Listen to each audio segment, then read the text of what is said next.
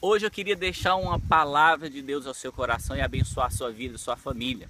Há anos atrás eu tive o privilégio de ser ensinado pela minha pastora, a pastora Eline, a ler todos os dias o capítulo 11 de Hebreus. Hebreus capítulo 11, versículo 1 diz assim: Ora, a fé é a certeza das coisas que se esperam e a convicção de fatos que se não veem. Pela fé os antigos obtiveram bom testemunho. Pela fé entendemos que o universo foi formado pela palavra de Deus, de maneira que o visível fez existir das coisas que não aparecem. Pela fé Abel ofereceu a Deus mais excelente sacrifício do que Caim, pelo qual obteve testemunho de ser justo, tendo a aprovação de Deus quanto à sua oferta. Por meio dela, mesmo depois de morto, ainda fala. Pela fé Enoque foi trasladado para não ver a morte, não foi achado porque Deus o trasladara, pois antes da sua trasladação obteve testemunho de ter agradado a Deus. De fato, sem fé é impossível agradar a Deus, porque é necessário que aquele que se aproxima de Deus creia que ele existe e se torna galardoador dos que o buscam. Pela fé Noé, divinamente instruído acerca de coisas que não se viam, sendo temente a Deus, aparelhou um arca para a salvação de sua casa, pela qual condenou o mundo e se tornou herdeiro da justiça que vem da fé.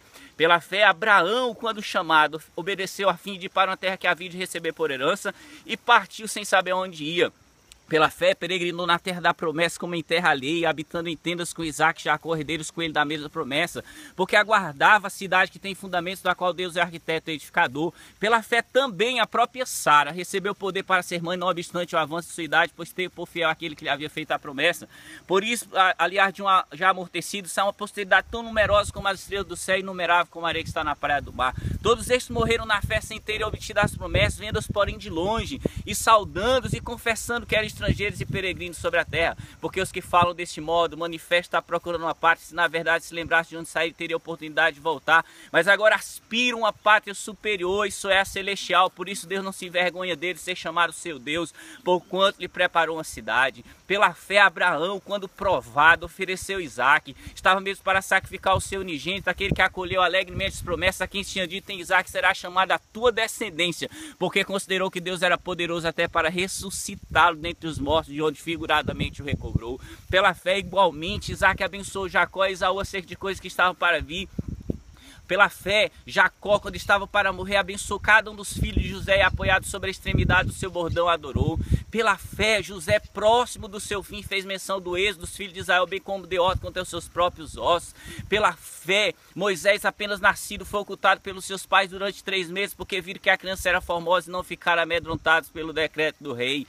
Pela fé, Moisés, quando já homem feito, recusou ser chamado filho da filha de Faraó, preferindo ser maltratado junto com o povo de Deus a usufruir prazeres transitórios do pecado, porquanto considerou a prova de Cristo por maiores riquezas do que os tesouros do Egito, porque contemplava o galardão. Pela fé ele abandonou o Egito, não ficando amedrontado com a cólera do rei, antes permaneceu firme como quem vê aquele que é invisível. Pela fé ele celebrou a Páscoa e o derramamento do sangue, para que o exterminador não tocasse nos primogênitos dos israelitas. Pela fé eles atravessaram o Mar Vermelho como por terra seca, tentando os egípcios, foram tragados de todo. Pela fé ruíram as muralhas de Jericó depois de rodeadas por 7 dias. Pela fé Raabe a meretriz não foi destruída com os desobedientes, porque acolheu com paz os espias. E que mais direi? Me faltará o tempo necessário para me referir a respeito de Gideão, de Baraque, de Sansão, de Jefité, de Davi, de Samuel, dos profetas, pelas quais subjugaram reis, praticaram a justiça, obtiveram promessas, fecharam a boca de leões, seguiram a violência do fogo,